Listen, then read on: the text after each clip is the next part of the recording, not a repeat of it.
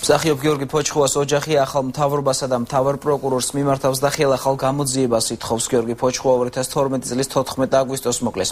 გამოძიების ოფიციალური ვერსიით ბექა ცობეხია მსახიობის ცემა და ასახიჭრა და უკვე გარდაცვლილი წყალში გადააგდო. ცობეხიას ბრალი განზრახ-მკვლელობის მუხლით აქვს აყენებული, რაც 16-დან 20 წლამდე პატიმრობას ითვალისწინებს. ფოჩხუას და მომღერალი ელენე ფოჩხუა აცხადებს, რომ ოჯახს ეჭვები აქვს და ბევრი დაუდგენელი გარემოებაა საქმეში. მისი თქმით, გიორგი ფოჩხუა მკვლელს არ იცნობდა. გარდა ამისა, უზუსტობა იყო ექსპერტიზის დასკვნაშიც. გარდაცვლილის ოჯახი მთავარ პროკურატურას ხვალ მიმართავს.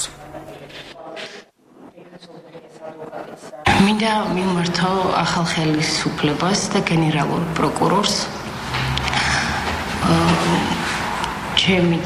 ჩემი ოჯახის მოთხოვნაა, რომ თავიდან ჩატარდეს გამოძიება ამ საქმესთან დაკავშირებით.